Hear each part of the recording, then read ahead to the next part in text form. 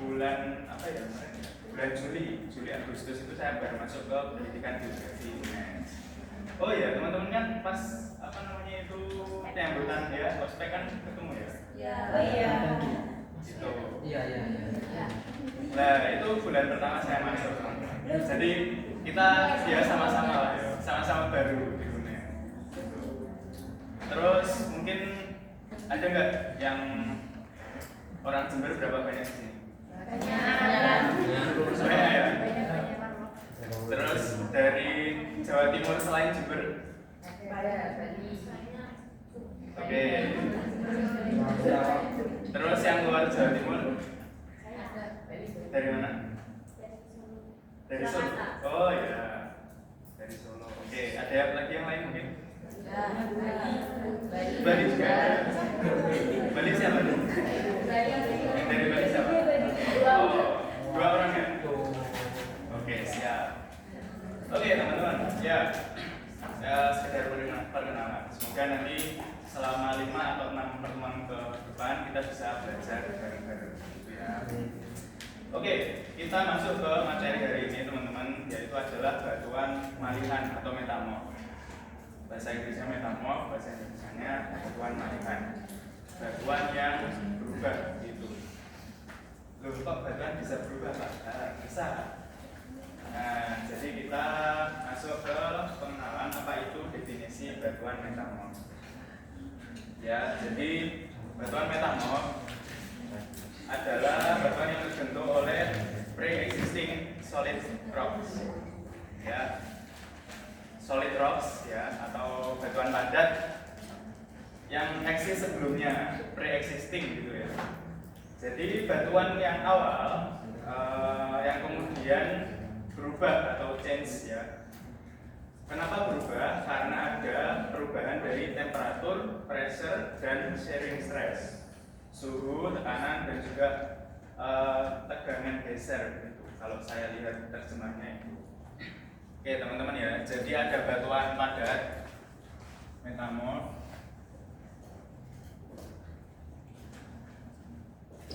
Apa itu? Dia adalah batuan yang sebelumnya sudah ada.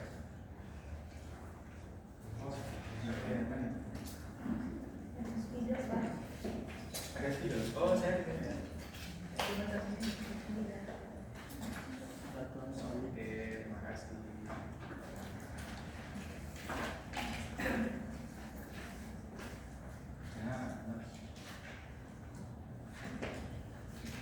Batuan awal begitu ya.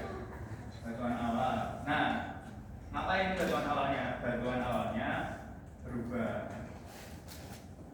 Nah, berubahnya karena apa? Berubahnya karena itu apa itu?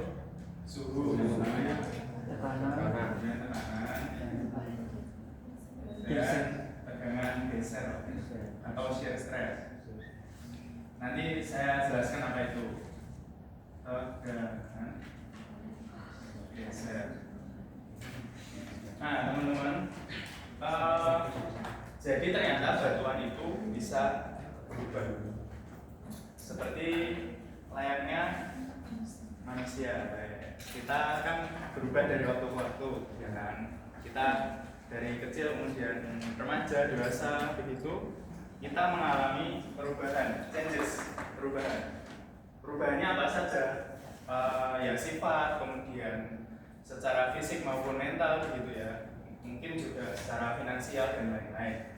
Tapi kalau dalam konteks batuan yang berubah adalah saya tulis ya, mineralogical, structural, and chemical changes. Jadi secara karakteristik mineralnya, kemudian strukturnya, dan juga chemical atau kimiawinya.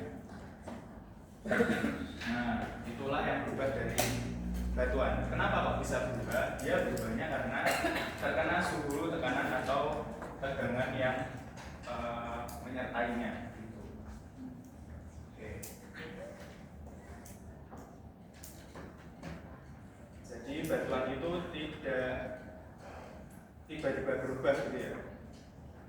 Tapi ada proses yang menyertainya, yaitu dia harus terkena suhu dulu, harus terkena tekanan dulu atau tegangan dulu, baru dia mengalami perubahan. Perubahannya adalah dari karakteristik mineralnya. Ya intinya karakteristik mineral sih ya.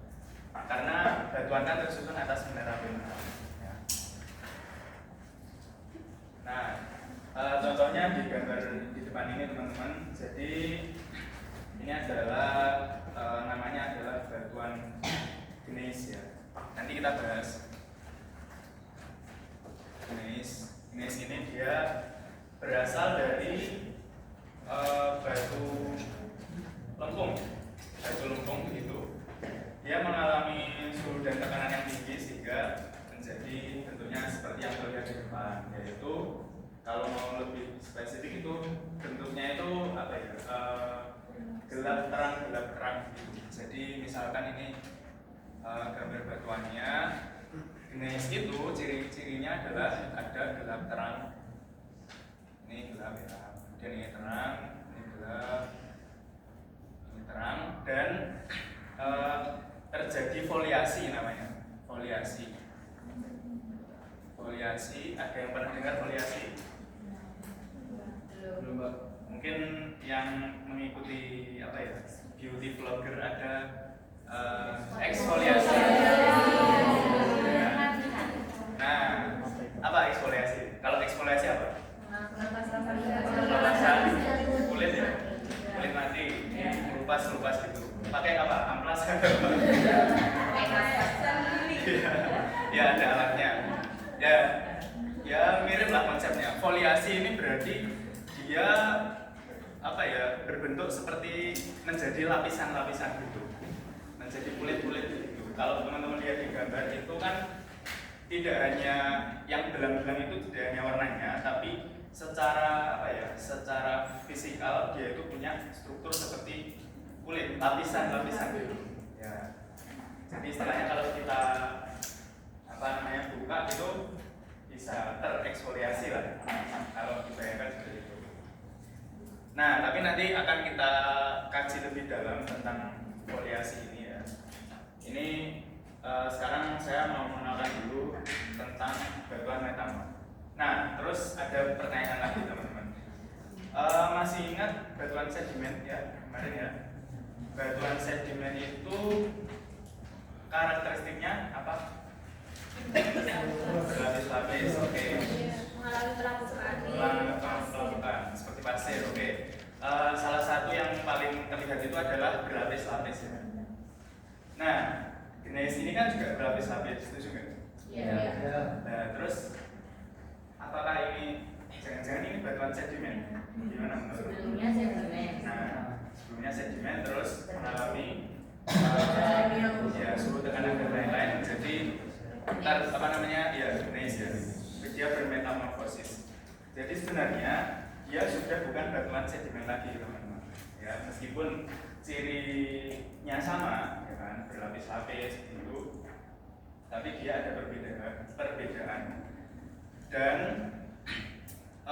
sebenarnya, oh ya nanti aja deh kita bahas bagaimana gneiss terbentuk. Yang mau saya sampaikan untuk saat ini kalian catat gitu ya, kalian ingat-ingat adalah metamorfosis itu biasanya karakteristiknya merupai batuan sedimen, tapi itu berbeda gitu ya. Khususnya batuan metamorfosis foliasi, karena nanti ada batuan metamorfosis non foliasi. Teksnya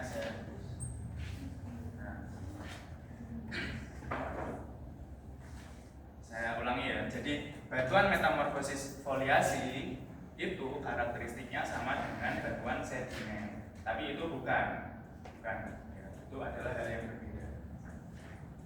Nanti akan kita bahas. Oke teman-teman, kita lanjut dulu ya. Saya mau kembali ke yang namanya siklus batuan untuk mengingatkan kembali ke teman-teman. Ya, jadi ada berapa jenis batuan? Tiga. Pertama ya, dan ketiganya itu membentuk siklus ya, berasal dari magma. Ada apa?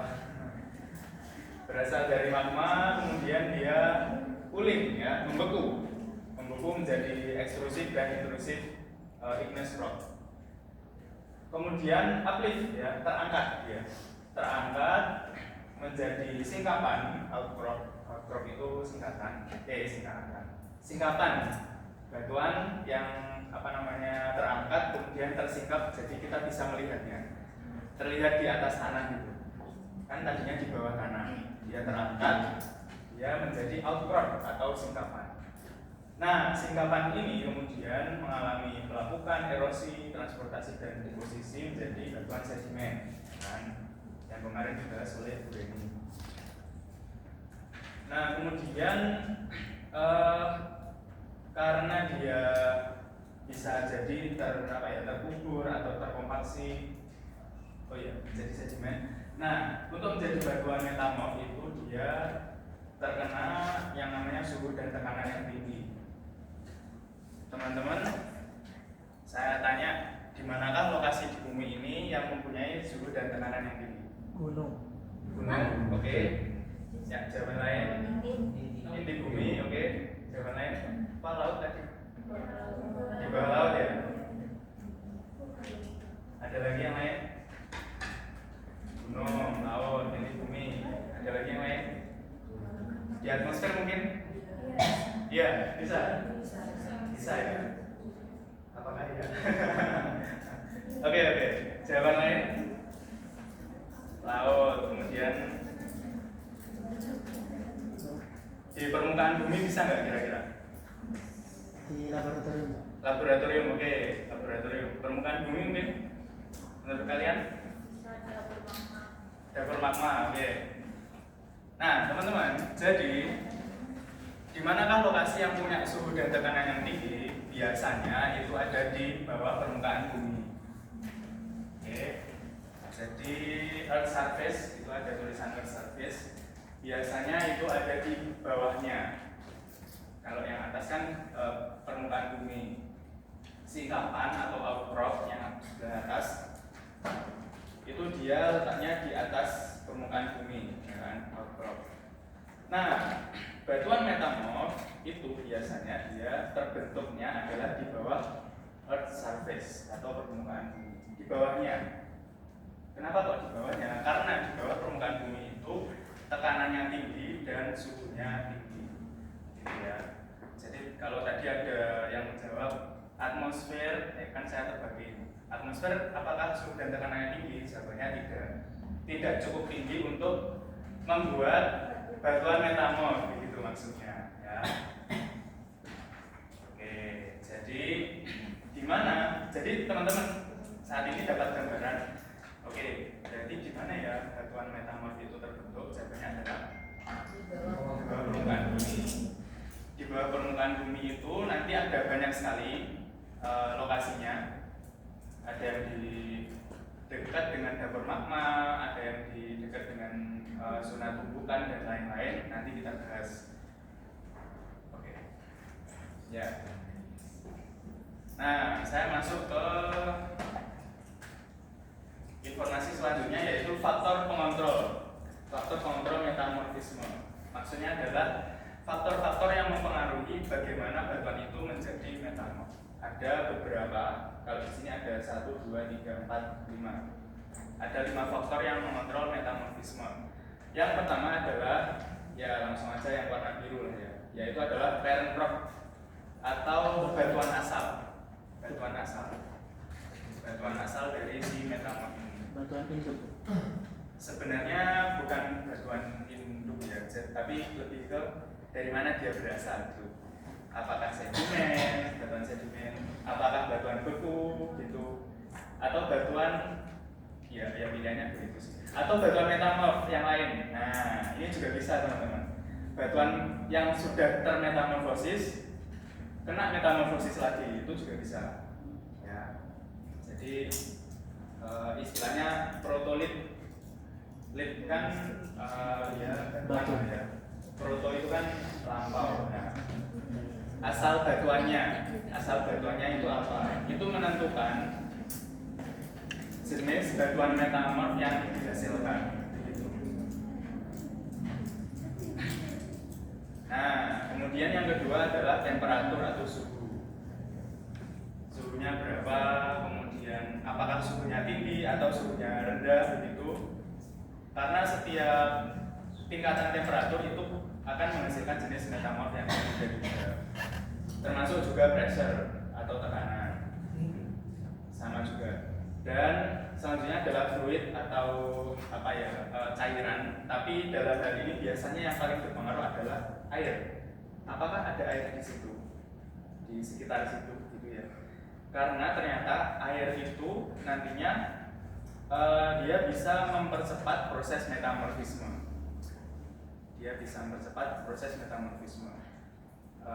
Nanti kita akan gali lebih lanjut setelah slide ini ya. Kemudian yang terakhir adalah waktu. Ya, waktunya. Ada yang waktunya cepat, gitu. Ada yang waktunya berangsur-angsur sangat lama, begitu. Ada yang batuan metamorf yang dihasilkan oleh tumbukan dari meteor. Ya, bayangkan meteor jatuh ke bumi dan, gitu ya, dia menumbuk suatu batuan begitu. Nah, dalam waktu yang singkat, kan kita bicara soal waktu ya. Dalam waktu singkat, dia kena tekanan dan suhu yang tiba-tiba tinggi gitu loh. Nah, itu akan menghasilkan batuan yang berbeda dengan yang waktunya lama gitu. Oke, jadi ada 5 ini ya teman-teman. Kita bahas satu persatu. Yang pertama adalah komposisi mineral batuan asal, ya, parental rock atau protolit tadi, batuan asalnya. Jadi teman-teman, berbeda jenis batuan asal itu nanti akan menghasilkan jenis batuan metamorf yang berbeda. Karena ini kaitannya dengan ini stabilitas mineral. Jadi ya inilah jenis. Jadi oke, saya tulis dulu stabilitas mineral. Nah, teman-teman, mineral di bumi ini kan sangat-sangat banyak ya jenis-jenisnya. Dan ternyata tidak setiap mineral itu kalau dikenai suhu dan tekanan yang tinggi akan berubah menjadi batuan metamorf. Tidak semuanya.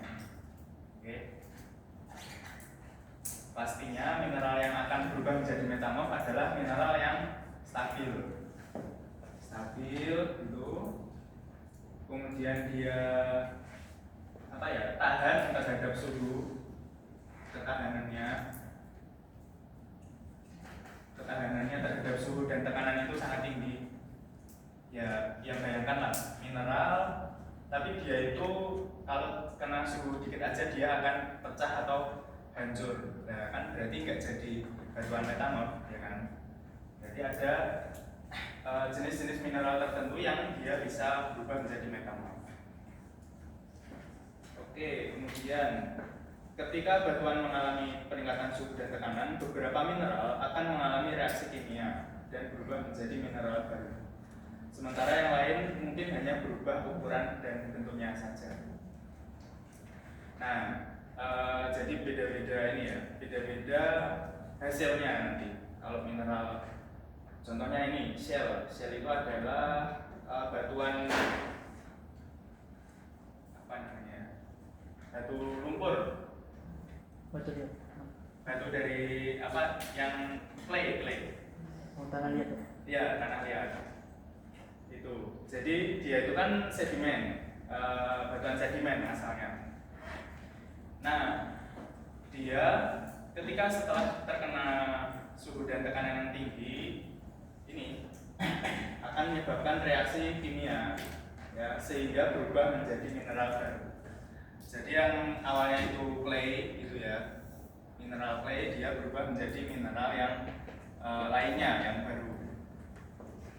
Yang mana mineral baru ini terdapat di batuan yang namanya gneiss ini ya. Kalau di contohnya kan gneiss. Nah, itu kalau clay. Kalau mineral yang lain pasti beda lagi hasilnya. Nah, kemudian ada yang namanya temperatur ya. Temperatur itu bisa juga mempengaruhi. Jadi mineral stabil pada rentang suhu tertentu, kuarsa itu stabil pada sekitar 1800 derajat Celcius.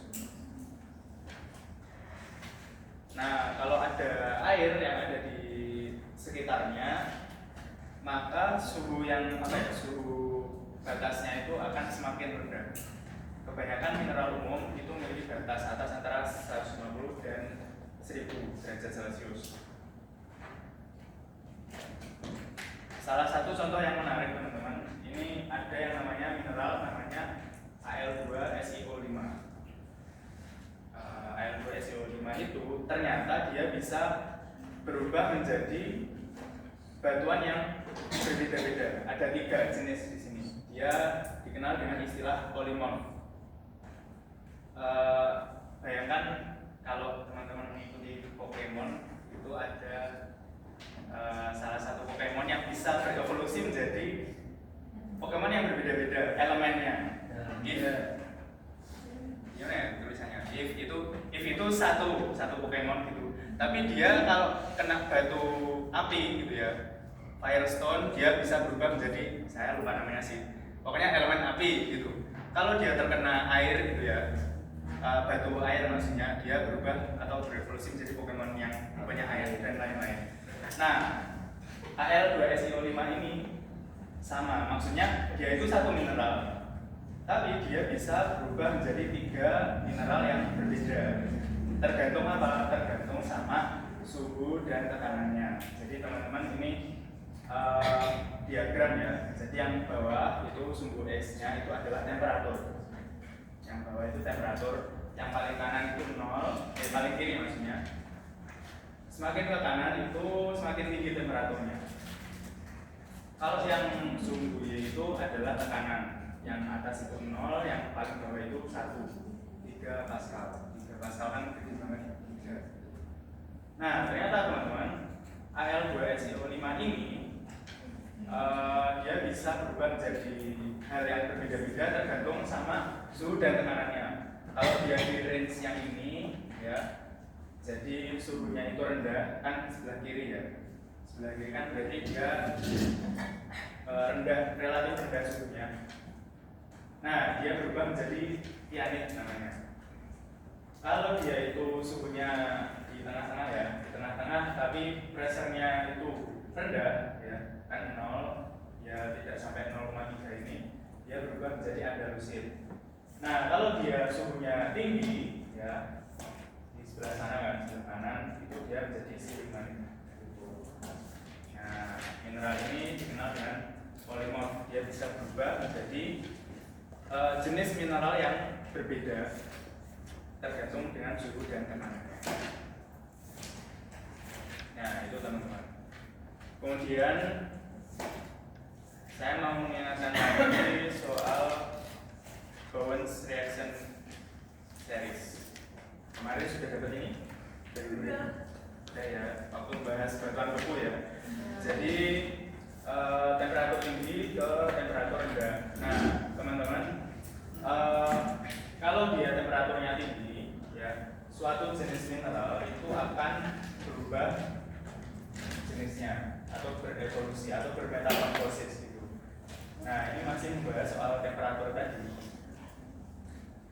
Jadi mineral yang tadinya berupa misalnya kuarsa atau nika gitu, kalau dia kena suhu yang tinggi, dia akan berubah menjadi mineral yang berbeda seperti olivin, hydroxin, amphibol dan lain-lain. Jadi kenapa kok mineral itu bisa berubah? Karena dia punya terkena tekanan dan suhu yang juga berbeda gitu. Nah, selanjutnya adalah tekanan. Kalau tadi kan suhu, sekarang tekanan. Tekanan itu juga dia akan menyebabkan metamorf ya, menyebabkan peralihan atau perubahan dari batuan. Jadi ada 2 jenis di sini. Yang pertama adalah direct pressure atau tekanan yang terarah ya, terarah begitu. Ada juga yang namanya shear stress yang tadi sempat kita singgung di definisi batuan metamorf. Nah, bedanya apa? Bedanya pada arah dari tekanannya, teman-teman. Jadi coba kita fokus ke direct pressure sendiri dulu. Jadi tekanan yang terarah. Kalau teman-teman perhatikan, ini misalkan adalah batuan awalnya, ya. Komposisinya atau susunannya seperti ini, strukturnya. Nah, di suatu waktu dia kena tekanan dari atas dan bawah, dan juga dari kanan dan kiri. Jadi coba kalian perhatikan panahnya, yang lebih besar yang mana? Atas Atas bawah. bawah ya, atas bawah. Yang kanan kiri kecil, less pressure, tekanannya lebih rendah. Ini more pressure. Nah, ini yang dinamakan tekanan terarah. Jadi tekanannya itu tidak sembarang. Karena kan tekanan kan bisa datang dari semua arah ya. Tapi yang unik untuk menjadikan batuan metamorf foliasi, nah foliasi itu ada yang namanya direct pressure. Jadi tekanannya itu harus dari satu arah ya atau dua arah yang berlawanan itu. Jadi dari atas dan dari bawah dia menekan sehingga menyebabkan ini. Jadi menjadi apa ya, lonjong gitu lah, elongated dan flatten, lonjong dan lebih datar lagi. Nah, makanya tadi ketika saya menampilkan gambar gneiss itu kan ada foliasinya. Nah ini teman-teman foliasi itu. Jadi apa ya, kayak semacam struktur yang memanjang gitu. Pipi. Struktur yang memanjang atau pipi, benar. Struktur yang pipi. Ya ini ya, akibat dari ini direct pressure atau tekanan terarah. Ya. Selanjutnya itu ada yang namanya shear stress atau tekanan geser. Nah, shear stress ini dia adalah gaya yang terjadi pada batuan itu yang arahnya berlawanan tapi dia di permukaannya gitu, di permukaan atas dan bawahnya yang berlawanan sehingga dia tertarik ya, tertarik sehingga menghasilkan bentukan seperti itu. Berarti kan lingkaran yang ini ketika terkena shear stress dia menjadi lonjong dan bentuknya miring gitu. Nah, itu. Jadi ada secara umum ada dua jenis ini ya tekanan. Jadi ada direct pressure, ada shear stress. Nah, sekarang bila tekanan terarah bekerja pada batu, artinya tegangan pada batu itu jauh lebih besar pada satu arah dibanding arah lainnya. Tadi ya, lebih besar di arah atas bawah daripada kanan kiri. Kemudian ya ini penjelasannya sih, kita sudah menjelaskan tadi. Nah, itu jadi tekanan. Selanjutnya adalah keberadaan air. Jadi ternyata air itu sangat penting dalam metamorfosis karena dua hal.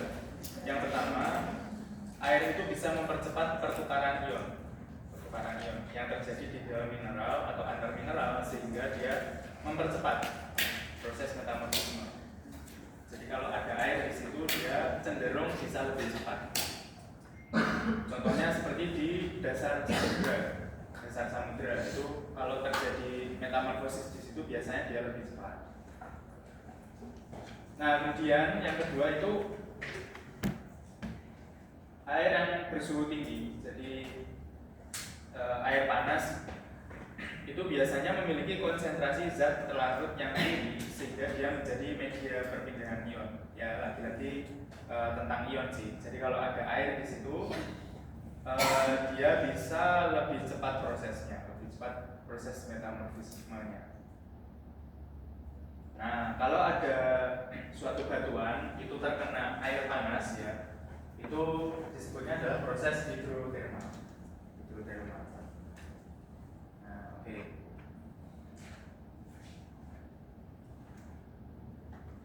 Sampai sini dulu teman-teman. Faktor yang mempengaruhi metamorfisme.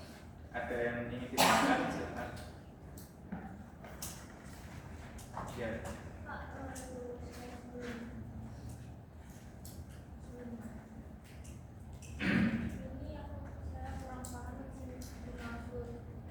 Batas atasnya itu maksudnya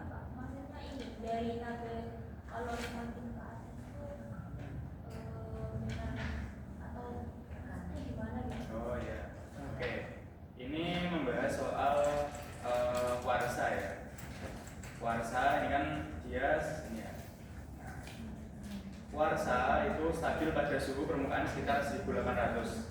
Artinya di atas 1800 dia akan membentuk mineral lain, dia akan berubah gitu kan. Nah, ketika terdapat air, batas atasnya akan semakin rendah. Ya, biasanya antara 150 sampai 1000. Yang tadinya itu 1800 baru dia berubah gitu kan. Kalau ada air di situ, suhu 1000 pun dia akan sudah mengalami perubahan. Jadi batas atasnya itu turun. Batas atas dari apa ya? Proses metamorfismenya, kestabilannya. Dia kan stabil, tapi suhunya harus sekitar 1800. Kalau di atas itu dia sudah tidak stabil. Tidak stabil itu maksudnya ya mungkin dia berubah menjadi mineral lain, mungkin dia menjadi rusak atau bagaimana, tidak stabil. Kalau ada air di situ, suhu 1000 pun dia udah tidak stabil. Kalau tercampur air tuh berusaha kontaminasi itu berarti sudah tidak stabil. Bukan sudah tidak stabil, tapi batas atasnya itu turun. Batas atasnya akan semakin ya stabil, dia bisa stabil, tapi kalau misalnya suhunya 900 misalnya 900 kan di bawah 1000 kan, dia masih stabil. Oke, ada lagi yang lain teman-teman?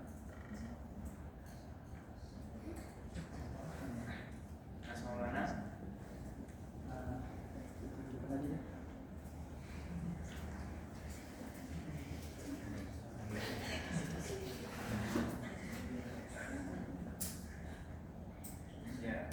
Tadi kan ini ya teman-teman, sedikit mereview. Jadi faktor pengontrol itu ada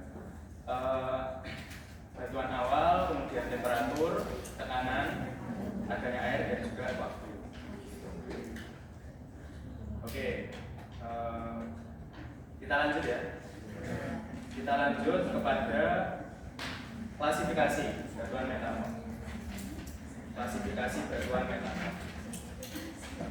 Jadi batuan metamorf itu jenisnya sangat banyak di dunia ini, dan kita bisa membaginya menjadi dua jenis klasifikasi. Yang pertama adalah batuan metamorf berfoliasi, gitu. Dan yang kedua adalah batuan metamorf non foliasi. Nah, kalau foliasi gambarnya yang kiri, yang non foliasi gambarnya yang kanan ini contohnya. Kelihatan nggak bedanya? Apa bedanya? Lapisannya. Ada kristalnya. Ada kristalnya. Iya. Lapisannya kayak yang tadi katanya putih itu terlihat. Berlapis-lapis ya. Kalau yang kanan, ya tidak terlihat adanya struktur lapis-lapis seperti ini. Nah, kita baca keterangannya. Ternyata teman-teman, batuan metamorf berfoliasi itu terbentuk dalam lingkungan dengan tekanan dan tegangan geser yang tinggi. Gitu. Oh ya, tekanannya tinggi. Ingat tadi ya, ketika gambar ada batuan, kemudian dia tekanan yang besar dari atas dan bawah, maka dia akan membentuk struktur foliasi begitu, atau struktur berlapis-lapis. Nah, inilah yang tadi yang saya maksudkan ketika menjelaskan batuan metamorf yang berfoliasi itu bukan batuan sedimen, meskipun karakteristiknya mirip. Oke. Kalau batuan sedimen dia kan juga berlapis-lapis. Nah, tapi proses pembentukannya gimana dia? Yang sedimen. Endapan ya. Endapan itu.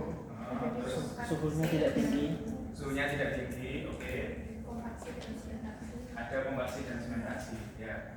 Jadi dari butiran kecil, gitu ya. Dari butiran kecil kemudian dia kompaksi karena tekanan dan sebagainya. Nah, kalau batuan metamorf foliasi, ya, dia sama-sama berlapis-lapis begitu, tapi dia tidak terbentuk dari butiran-butiran seperti ini. Dia sudah jadi, batunya itu sudah jadi. Nah, oh ya, itu ya teman-teman, berfoliasi. Kalau yang non foliasi, ini ya keterangannya, dia terbentuk dalam lingkungan yang tanpa tekanan terarah ini harusnya, bukan tekanan langsung ya.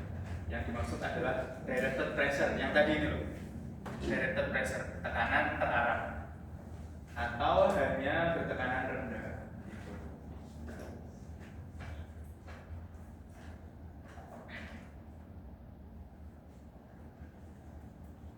Nah, sekarang kalau saya tanya, oke, ini kan ada dua jenis ya batuan metanol, berfoliasi dan yang non foliasi. Pertanyaannya, misalkan batuan non foliasi, gitu ya, tiba-tiba, bukan tiba-tiba, maksudnya seiring berjalannya waktu dia terkena tekanan terarah. Apakah dia menjadi batuan foliasi atau enggak? Bisa ya.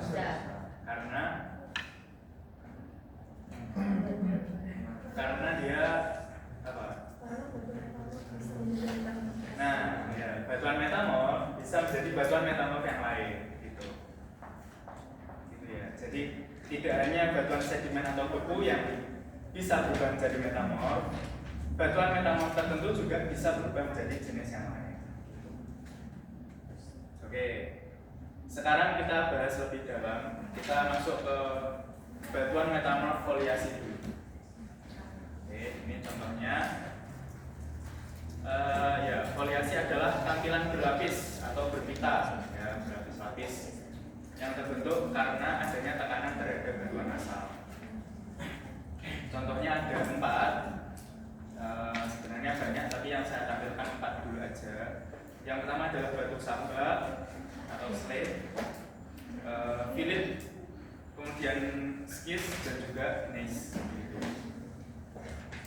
Jadi A, B, C, D, A, B, C, D. Nah,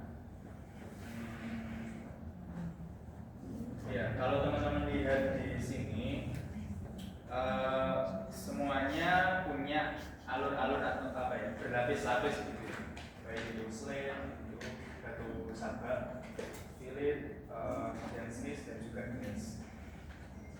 Nah, yang menarik nih teman-teman, keempat jenis batuan ini adalah sebenarnya urutan peristiwa gitu. Urutan evolusi. Jadi A, B, C, D itu urutan. Jadi awalnya awalnya adalah slate, batu samba. Kemudian dia kena tekanan lagi menjadi fillet gitu. Terproses lagi menjadi skis dan akhirnya terakhir menjadi gneiss gitu. Jadi 4 ini sebenarnya adalah urutan. Nah, nanti apa ya? Kita bahas di belakang. Oke. Jadi ini cuma menunjukkan ini loh contohnya batuan metamorf berfoliasi, dan kalian bisa lihat semuanya itu ada lapis-lapisnya, ada struktur foliasinya. Nah, kemudian bagaimana foliasi itu terbentuk? Tadi sudah sempat kita singgung ya. Jadi ada suatu batuan, kemudian dia terkena tekanan searah, ya, yang arahnya berlawanan, gitu. Maka dia akan mengkompaksi. Nah, sehingga mineral-mineral yang terbentuk, yang awalnya itu ya ukurannya normal, bentuknya normal, begitu, dia akan mampat sehingga menjadi lembaran-lembaran, ya, atau lonjong, kemudian pipih, begitu. Nah, kalau tekanan ini terjadi terus-menerus, ini bisa membentuk foliasi. Teman-teman, ini jenis batuan apa? Sedimen atau beku? Sedimen. Oke, sedimen pun bisa berubah jadi metamorf. Kemudian contoh lainnya ini teman-teman. Nah, kalau ini batuan apa? Sedimen juga ya, karena dia sudah berlapis-lapis. Dan coba teman-teman perhatikan. Ini kan lapis-lapisannya mirip gitu ya. Miripnya ke situ, diagonal. Nah, dia terkena tekanan searah yang arahnya kanan kiri gitu kan. kalian lihat alurnya itu jadi ada dua gitu. Jadi ada alur yang foliasi, alur foliasi yang tegak lurus ini ya, atas bawah. Ada alur yang bekas dari sedimentasinya gitu. Ya nggak terlalu terlihat sih, tapi ini ada miring-miring gitu. Nah, oke. Jadi teman-teman harus bedakan lapis-lapis yang terbentuk karena sedimentasi dengan lapis-lapis yang terbentuk akibat metamorfosis. Nah, itu berbeda. Yang akibat metamorfosis itu namanya foliasi, istilahnya foliasi. Apakah ini juga foliasi? Jawabannya ya atau tidak? Tidak, karena ini adalah proses sedimentasi. Ya.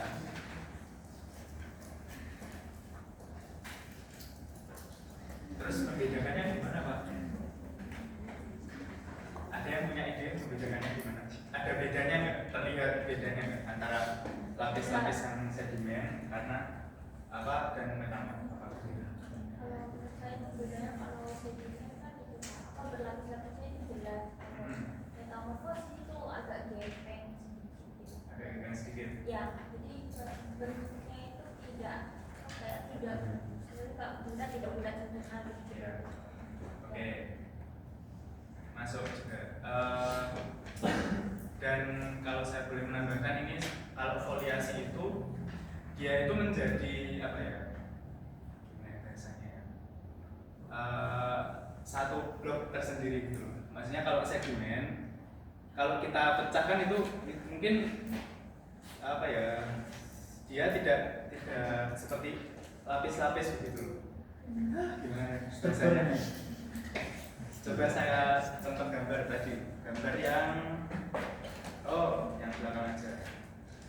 Nah ini contoh di slate atau batu sabak tadi ya. Kalau karena metamorfosis, dalam artian kalau foliasi berarti kita itu bisa memecah-mecah batuannya dan hasil pecahannya itu lembaran-lembaran gitu loh. Lembaran-lembaran seperti ini. Kalau kita memecah batuan sedimen terus pecah-pecah, ya mungkin aja hasilnya bulat atau kotak atau nggak beraturan gitu loh maksudnya. Bisa dipahami ya. Kalau foliasi berarti kalaupun kita pecah batuannya biasanya itu hasilnya lembaran-lembaran seperti ini. Tidak tahu ini benar atau salah, tapi kalau yang sedimen itu kurang mengkilap ketimbang metamorfosis. Oke, sedimen kurang mengkilap daripada metamorfosis. Oke, bisa jadi. Itu ciri umum yang bisa menjadi indikasi metamorfosis. Ya, benar.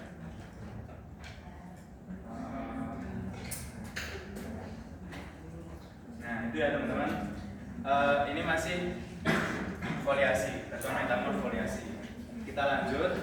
Ini yang saya tadi bilang adalah urutan dari perjalanan dari silakan. Baru datang wawancara apa? Beasiswa itu. Oh, oke ya silakan.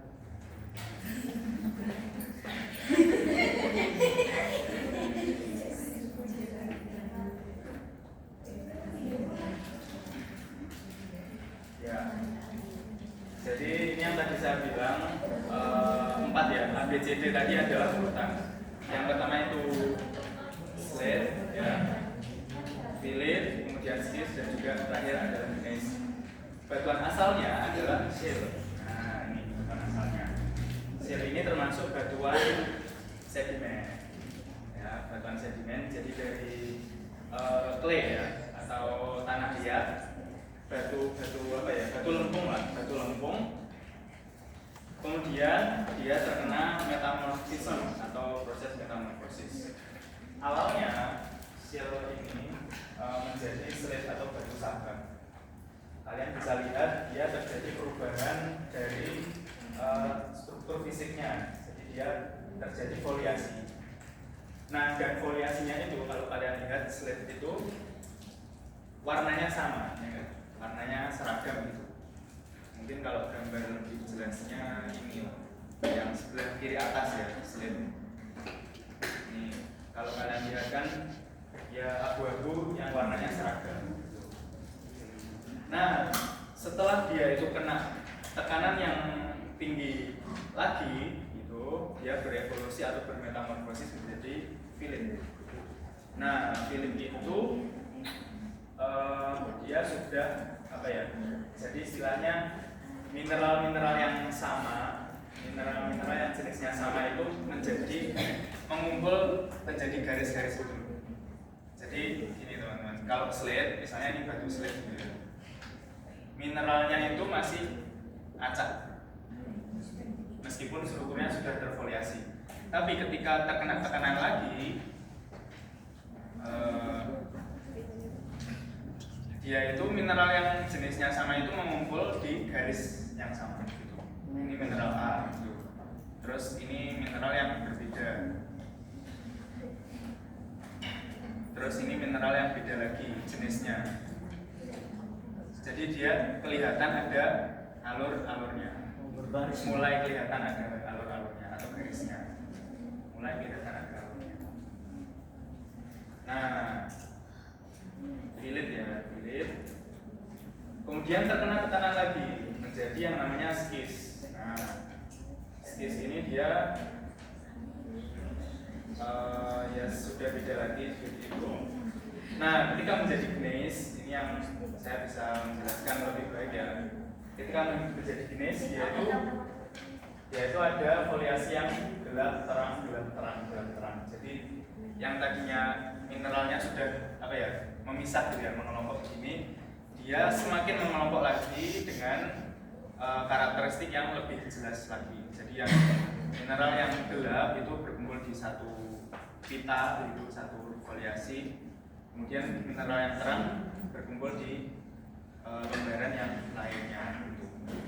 Jadi terbentuklah gelap, terang, gelap, terang, gelap, terang dan seterusnya. Nah, itu adalah perjalanan dari batu lempung. Ya, yang tadinya itu adalah shell, ya, gambarnya yang atas paling atas. Terkena tekanan menjadi slate, terkena tekanan lagi menjadi filit, dan menjadi skis dan menjadi gneiss. Kalau deskripsi lebih lengkapnya ini nanti PPT-nya akan saya kasih ke teman-teman. Ya, seperti biasa. Jadi nih saya bacakan sedikit lah ya. Jadi slate itu dia low grade metamorphism. Jadi suhu dan tekanannya ya cukup rendah lah. Kemudian filit itu dia terkena higher temperatur ya, temperaturnya bertambah. Kemudian kalau skis itu dia terkena temperatur yang lebih tinggi lagi dan mulai terbentuk kristal-kristal seperti quartz, feldspar, garnet gitu ya. Kalau gneiss dia mineralnya terpisah ya, terpisah menjadi pita-pita yang warnanya berbeda, gelap terang, gelap terang.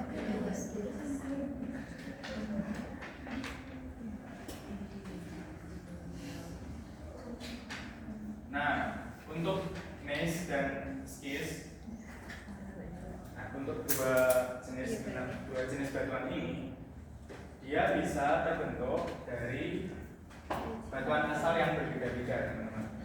Jadi tadi kan saya menjelaskan dia berasal dari batu lempung, ya kan?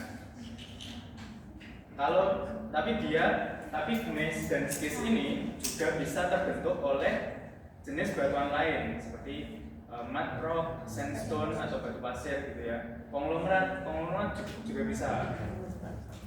Atau juga batuan-batuan vulkanik intrusif yang lainnya. Jadi tadi kan saya menjelaskan kalau gneiss itu berasal dari batu lempung. Ternyata tidak hanya berasal dari batu lempung aja, bisa berasal dari batuan lain dan namanya pun nanti akan mengikuti. Jadi ada gneiss mud rock, ada gneiss sandstone, ada gneiss konglomerat dan lain-lain. Ya. Jadi yang namanya bisa lebih panjang, bukan cuma jenis saja, tapi jenis apa, skis apa tergantung parental rocknya ya, batuan asalnya. Oke, itu adalah batuan foliasi. Ada pertanyaan sampai sini? Silakan.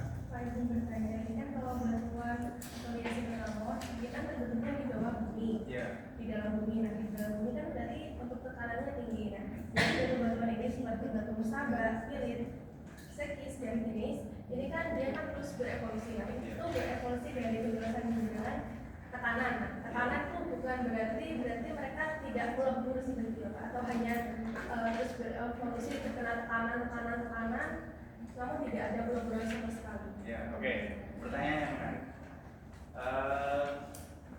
Menurut kalian, oke, ini. Jadi ada batuan, ya, ada batuan. Ya, saya gambarnya kotak gitu. Kalau dia terkena suhu dan tekanan yang tinggi, oke, suhu dan tekanan rendah dulu. Oke, jadi saya tulis ini suhu, ini tekanan. Yang pertama rendah dulu, rendah. Kira-kira batunya berubah apa enggak? Enggak ya, kemungkinan besar berubah. Oke, kita naikkan suhunya, kita naikkan tekanannya. Oke, tinggi lah, langsung ya, tinggi. Apa yang akan terjadi pada batuannya? Berubah, bermetamorfosis. Gitu ya. Oke, kita tambahin lagi, sangat tinggi. Apa yang akan terjadi? Habis atau apa? Mineralnya rusak, hancur, oke. Menjadi satu kesatuan, mampet gitu ya? Ya. Mungkin menjadi black hole. Jadi teman-teman, kalau kita semakin menaikkan lagi suhu dan tekanannya, batuannya akan hancur, akan lebur gitu. Ya, akan melebur.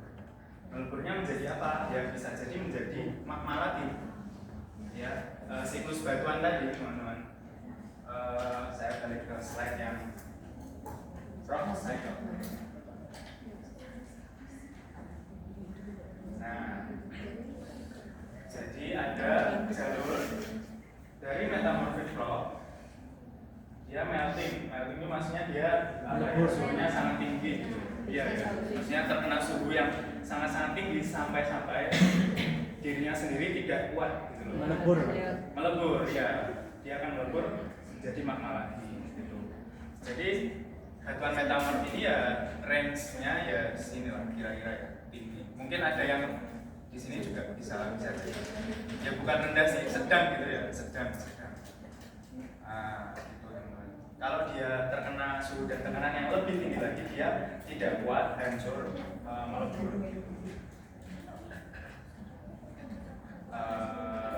Ya gitu kira-kira. Terus ada pertanyaan yang masih dibingungkan tadi apa? Masih bingung. Iya. Karena kalau memang dia itu nantinya akan melebur, itu bagaimana bisa ketika terus berevolusi itu tetap masih ada unsur batu sebelumnya dan juga bentuknya itu seperti berlapis gitu. Namun jika dia melebur kan seharusnya menjadi batuan kembali. Namun jika terus proses seperti itu bagaimana bisa berevolusi sampai mencapai ini seperti itu. Nah berarti evolusi yang tadi saya jelaskan dari film, kemudian gneiss dan lain-lain itu masih di range yang ini begitu. Belum sangat tinggi. Gitu. Jadi dia masih kuat gitu loh.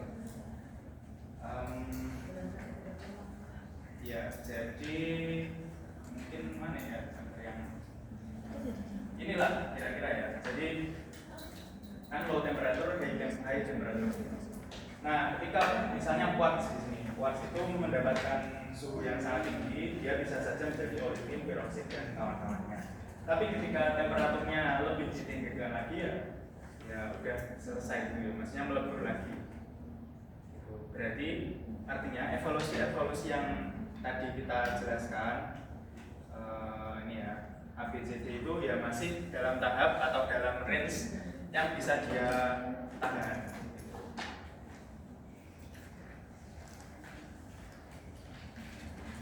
Jawab nggak kira-kira?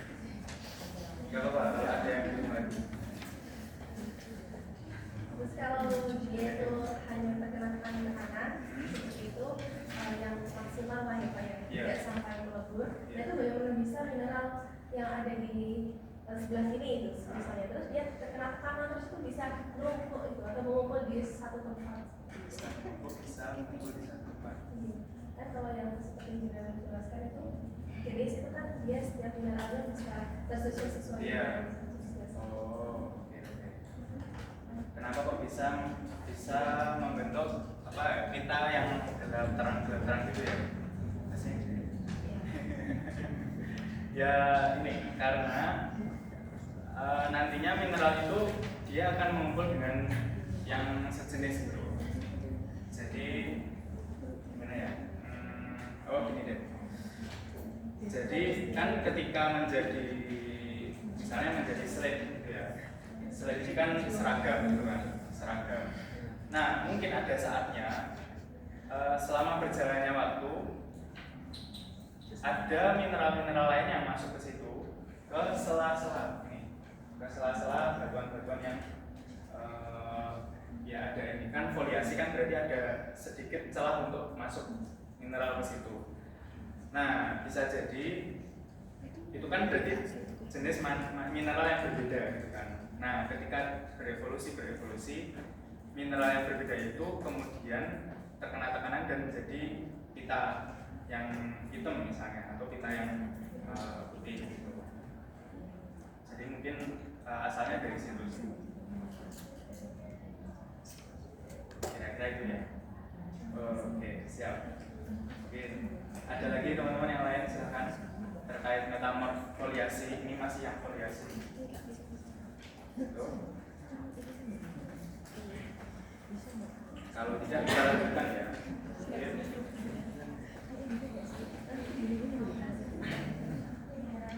Oh ya ini.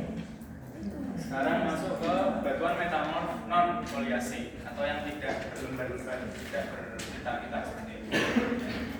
Nah, contohnya ada di sebelah kiri ini ya. Nah, ini teman-teman coba perhatikan ini. Contoh yang pertama itu adalah marble atau marmer ya. Marmer yang biasa dipakai untuk lantai masjid ya. Itu marmer atau marble. Kemudian ada lagi quartzit gitu. Dan yang selanjutnya ada lagi hornfels.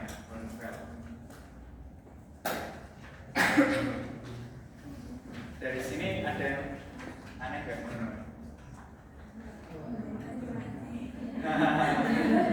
Dari aneh. Kalau teman-teman lihat contoh batuannya, ini kan kita bahas metamorf non foliasi, berarti kan tidak berlembar-lembar gitu kan. Nah di foto ini marble kelihatan berlembar-lembar kan? Yang ini? Yang sebelah sini ya, enggak ya. Yang sebelah sini itu sebenarnya dia itu bukan foliasi begitu, karena apa ya, mineralnya itu ini masih satu kesatuan yang sama, cuma ini kayak pengotor-pengotornya aja. Jadi bukan bagian dari mineral utamanya. Nanti kita bahas untuk marble. Kemudian quartzit, ini kelihatan ada foliasinya enggak? Enggak ya, karena seragam warnanya begitu. Kalau yang hornfels kelihatan ada foliasi. Nah, apakah ini foliasi atau sedimentasi? Nah, makanya tadi saya bilang bedakan antara foliasi dan sedimentasi. Kalau dilihat di sini, ini adalah memang asalnya batuan sedimen, begitu. Kelihatan bahwa ini tuh apa ya, menyatu gitu, antara satu lapisan dengan lapisan lain itu menyatu, terikat, tersementasi begitu. Kalau foliasi itu kan tadi dia ada retakan-retakan di dalamnya gitu. Jadi ini termasuk yang non foliasi. Nah, oke, kita bahas deh. Jadi apa itu batuan metamorf non foliasi? adalah batuan yang terjadi karena kondisi tekanan yang rendah, tekanan atau suhu yang rendah, dan sama ke segala arah. Nah ini tekanannya itu sama ke segala arah. Jadi kalau ada misalnya ini batuannya, dia itu tekanannya ya dari atas, dari bawah, dari samping, sama, besarnya sama. Tidak seperti yang ini directed pressure tadi, tekanan searah tadi. Dia kan besar banget dari atas dan bawah, mungkin dari kanan ke kiri cuma kecil aja gitu.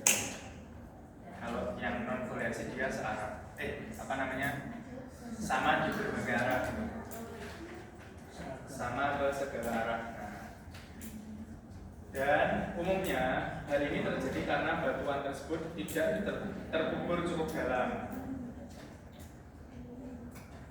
Nah, jadi kalau kedalaman permukaan buminya dia tidak terlalu di dalam bumi banget. Kemudian bisa juga dia terjadi karena ada yang namanya metamorfisme kontak. Metamorfisme kontak itu adalah metamorfisme utamanya karena suhu, ya, karena dia dekat dengan magma, dekat dengan dapur magma. Nah, kemudian beberapa contoh batuan non foliasi itu adalah marmer, kuarsit, dan juga hornstein.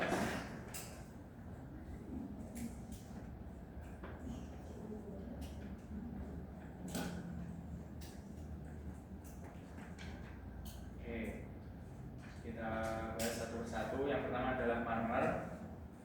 Dia itu berasal dari batu kapur atau limestone.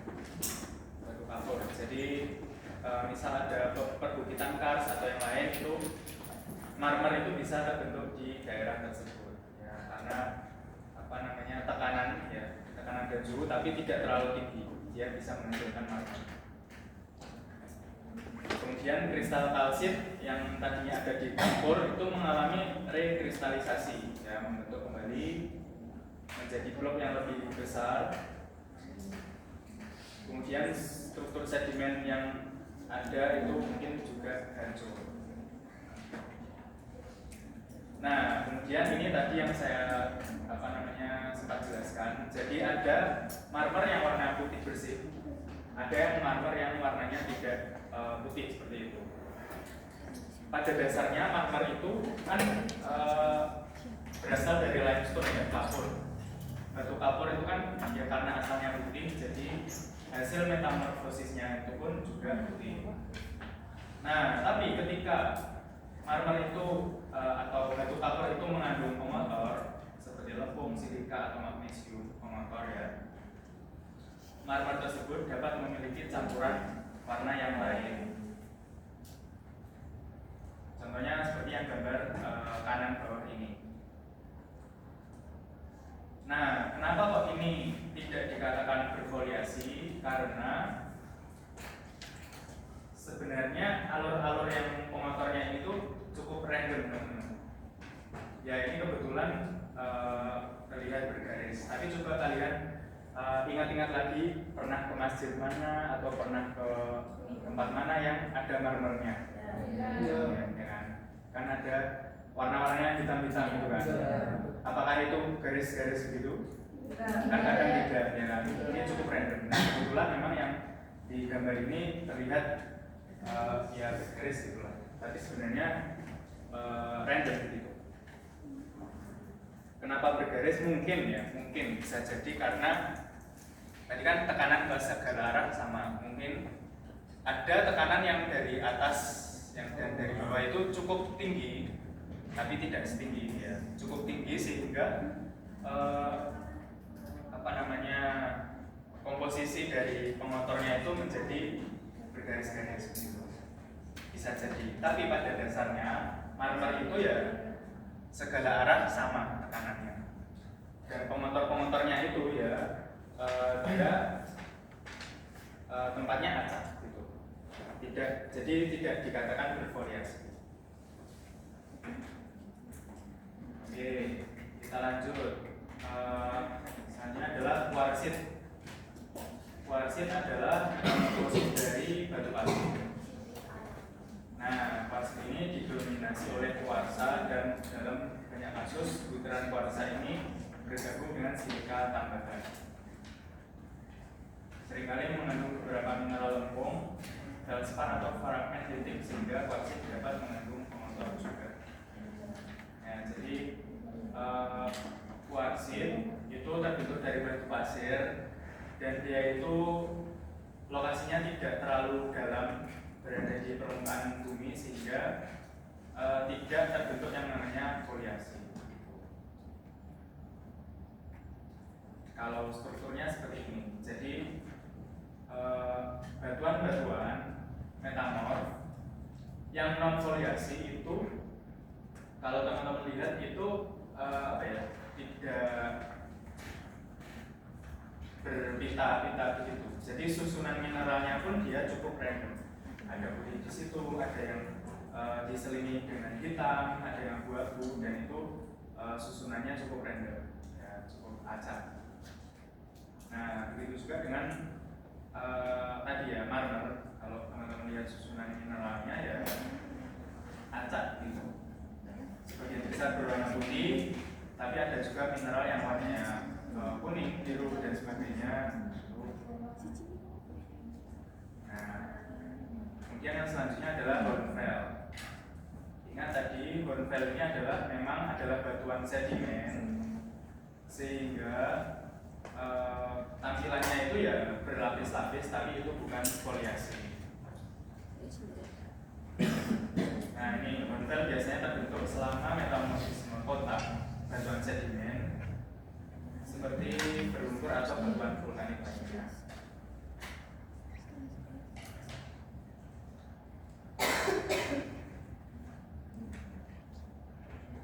Nah, kita gelap dan terang mempertahankan lapisan batuan sedimen aslinya. Jadi ini bukan berarti foliasi, tapi ini memang adalah asal batuannya memang batuan sedimen, jadi dia berlapis-lapis.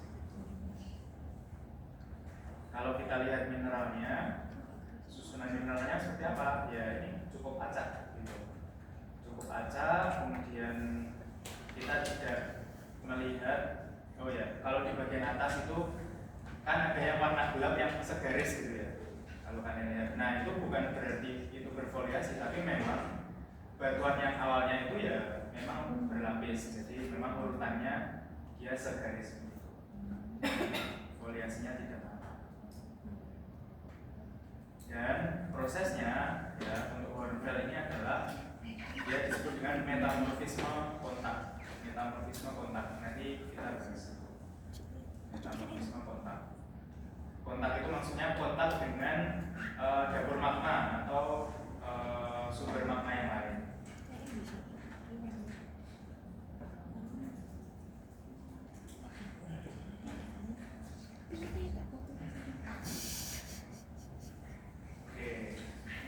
Dan ini ada tabel teman-teman yang mau saya sampaikan adalah beda batuan asal nanti akan menghasilkan beda hasil metamorfosis.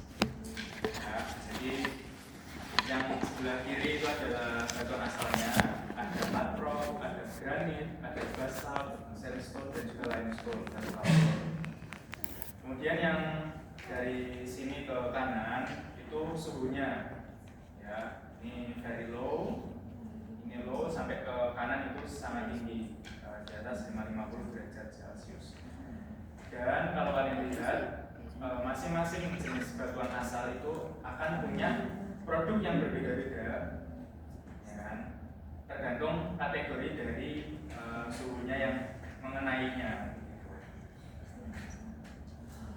Ya, tadi yang kita bahas itu kan matrop ya, matrop dari slate, kemudian kalau suhunya meningkat menjadi filit, kalau suhunya meningkat lagi menjadi skis, akhirnya menjadi gneiss.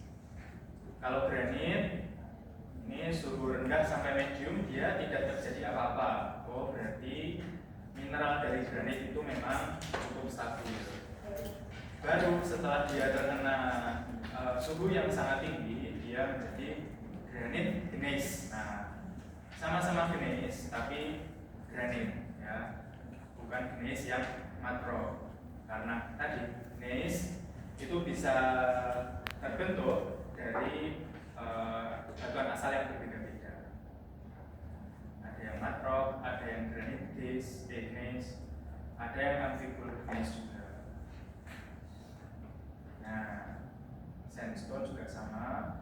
Limestone, kalau dia suhunya sangat rendah, dia tidak berganti atau perubahannya sangat kecil. Kalau dia terkena suhu yang lebih meningkat lagi, dia menjadi marmer. Oke, sampai sini teman-teman ada yang mau ditanyakan? Kita sudah bahas soal foliasi dan non foliasi, dan juga beda batuan asal itu beda hasil metamorfosisnya. Monggo silakan.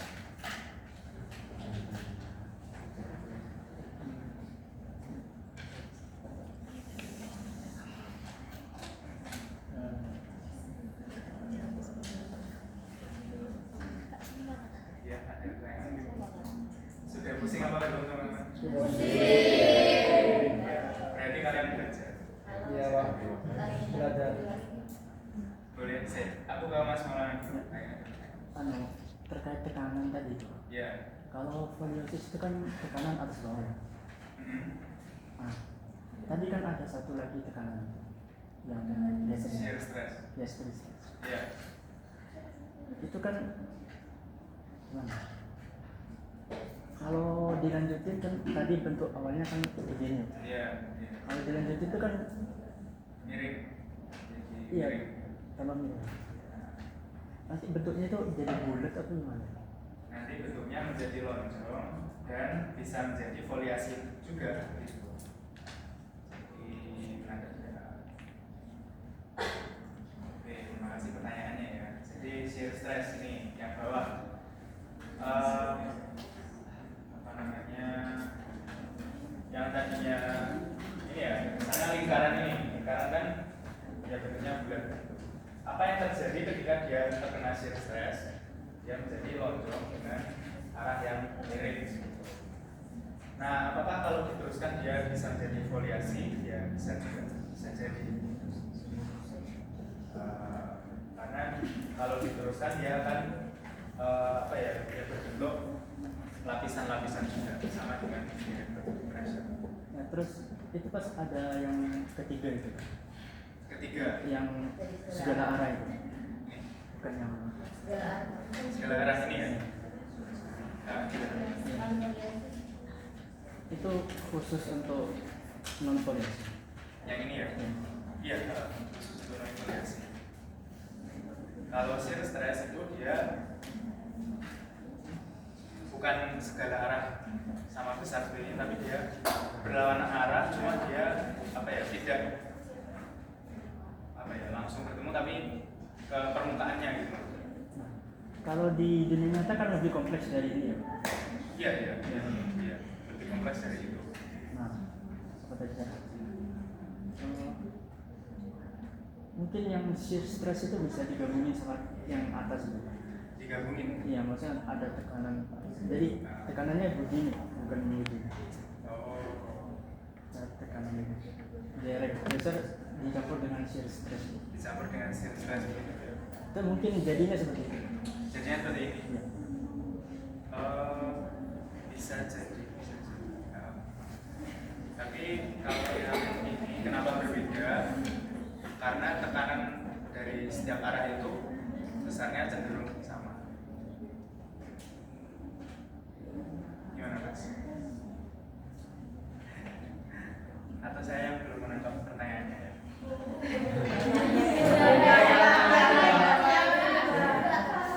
Sebenarnya agak panjang.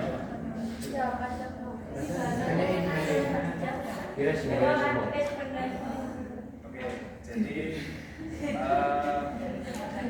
saya mencoba ini ya, yang mengulangi. Jadi tekanan ya di dunia nyata itu sangat banyak jenisnya. Oke. Ada yang direct pressure ya, ada yang shear stress, ada yang ke segala arah sama dan lain-lain.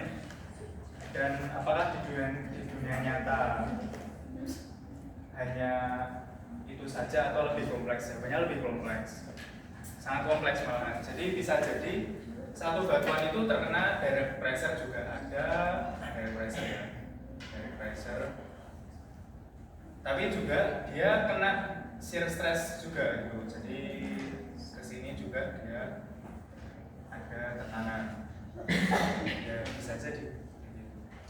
Kalau di dunia nyata yang kondisinya kita ya kalau di dunia nyata sangat kompleks. Ini untuk menyederhanakan saja. Untuk menyederhanakan bagaimana kita memahami terbentuknya batuan. Kenapa kok terbentuk foliasi? Kenapa kok terbentuk non foliasi? Gitu. Nah, ketika sudah ke lapangan, mungkin nanti kita akan ke lapangan gitu ya, atau suatu saat ke lapangan, ya bisa jadi konsep-konsep yang kita jelaskan di sini ya tidak cukup untuk menjelaskan yang aslinya gitu loh. Artinya ternyata ada faktor lain yang perlu kita bahas di sini.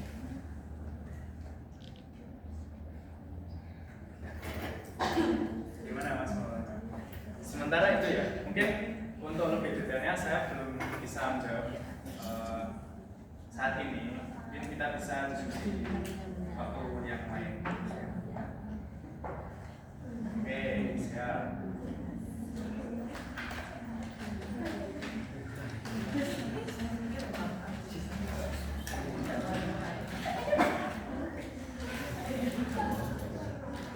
Ada yang lain teman-teman? Silakan.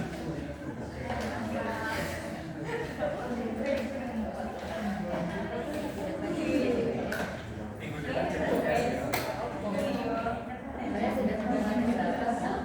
bukan ke belakang ya. Nanti saya konfirmasi lagi karena sampai saat ini belum ada arahan untuk TS atau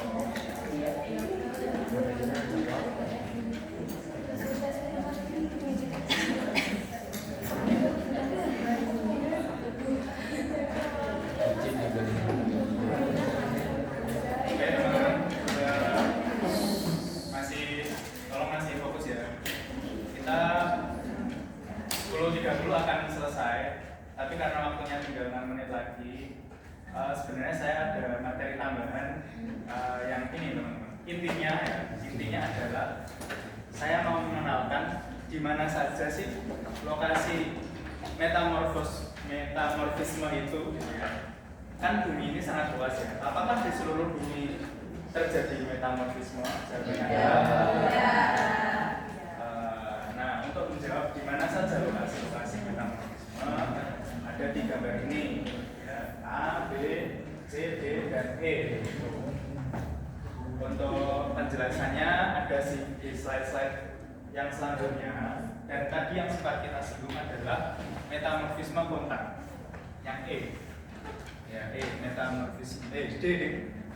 Nah ini benar-benar metamorfisme kontak yang berdekatan dengan tubuh magma pada tingkat tinggi di kerak.